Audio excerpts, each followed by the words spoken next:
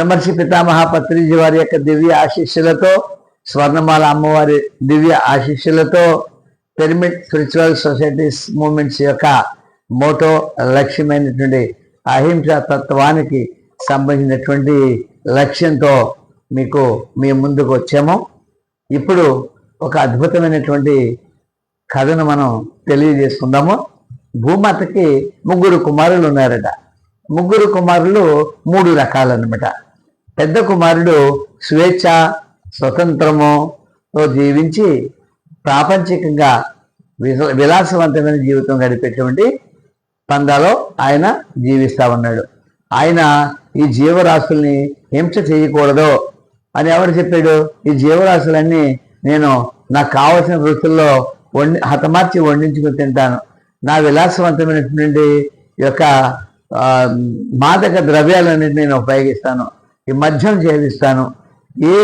ఏ స్త్రీనైనా సరే నేను అనుకున్నానంటే నేను భోగించి తీరుతాను. అంత దారుణమైనటువంటి విచ్చలవిడైనటువంటి ఒక విలాసవంతమైన జీవితంలో జీవిస్తూ ఉన్నాడు పెద్ద కొడుకు. రెండవ కొడుకు ఉన్నాడే, ఆయన నాకు ఏ హింస వద్దు, ఏ ఒక్కరి గొడవ వద్దు, నా జీవితము, నా కుటుంబము, నా పిల్లలు ఎవరి జీవితంలోనూ నేను ప్రవేశించను, వేరే విషయాల్లో నేను తలొంచుకోను. ఎవడు ఎలా పోతే నాకెందుకు, నాకన్నా నేను హాయిగా నేను జీవిస్తాను. నేను ఎవరి జోలికి వెళ్ళను. నా యొక్క పూజలేదో, నా ధ్యానమేదో, నా యొక్క లక్ష్యమేదో నేను చూసుకుంటాను తప్ప వేరే వాళ్ళు కూడా నాకు అనవసరం, నన్ను నేను చూసుకుంటే చాలు అని అదొక రకమైన సంతృప్తిగా జీవించే ఒక పందాలో ఆయన జీవితం నడుస్తూ ఉంది.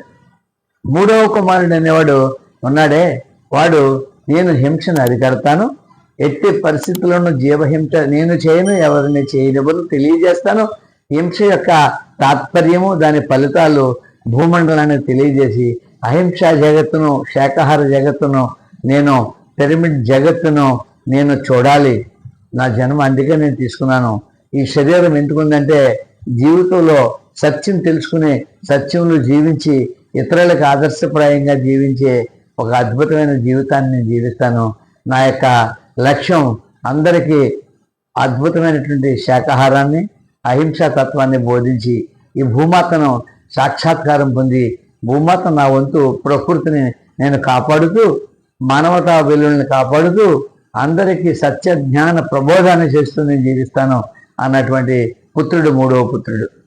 అయితే కొద్ది రోజులకి పెద్ద పుత్రుడికి వయసు కాస్త పెరిగి కొలిది బాల్యం నుంచి యవ్వనం వచ్చి కౌమార్య దశ వచ్చేటప్పటికి చుట్టుముట్టి అనారోగ్యములతో కబలించి ఆర్థిక సమస్యలు, చుట్టుముట్టి సమస్యలుతో సతమతం అవుతా ఉన్నాడు. అయితే నాకు ఆరోగ్యం పాడైంది, మా అమ్మని ఒకసారి చూడాలని ఉంది, ఒక్కసారి తీసుకురండి అని ప్రాధేయపడ్డాడట భార్య బిడ్డలతో. అప్పుడు తల్లి దగ్గరికి వెళ్ళారు. అమ్మ, ఇతను వయసులో ఉన్నప్పుడు బాల్యము, యవ్వనం, కౌమార్య దశలో ఉన్నప్పుడు కన్ను మిన్ను కానక తన విచ్చలవిడి ధనంతో ఆరోగ్యాన్ని, వ్యవస్థను ధ్వంసం చేశాడు. ఇప్పుడు అనారోగ్యం పడి మంచాన పడ్డాడు. నిన్ను ఒక్కసారి చూడాలని చివరిగా కోరుకున్నాడమ్మా, రావాలమ్మా అని ఆ యొక్క భూమాత దగ్గరికి వెళ్ళారట. ఆ భూమాత అన్నదట, నాకు ఎటువంటి వాడైనా బిడ్డే, ఆడు మూర్ఖుడవని, ఇంకొకడవని, ఎంత కఠోరమైన కర్కోటమైన నా బిడ్డ కాబట్టి వాడిని నేను చూసి సంతోషించి పని లేదు.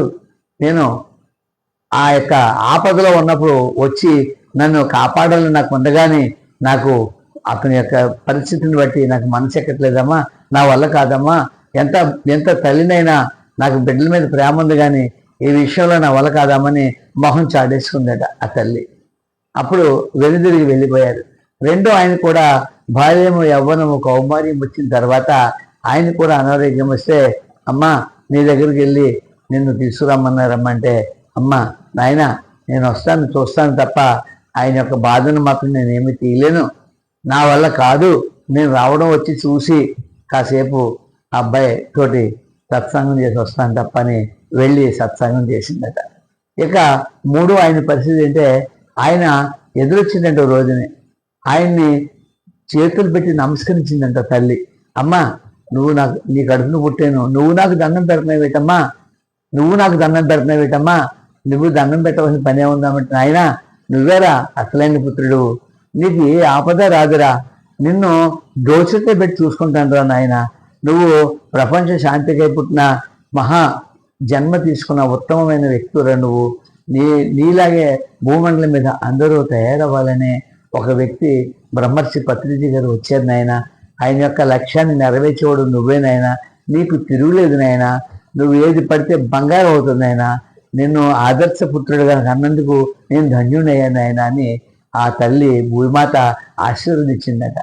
అలాగా మనం ఈ కథలో ఈ నీతి తెలుసుకుని మన యొక్క సాక్షాత్కారము, భూమాత సాక్షాత్కారం కోసం, అహింస తత్వం కోసం ఎవరు ఏం చేశారో దాని తగ్గ ఫలితం ఏ రకంగా ఉంటుందన్నది మనం ఒక్కసారి గుర్తు చేసుకుందామా.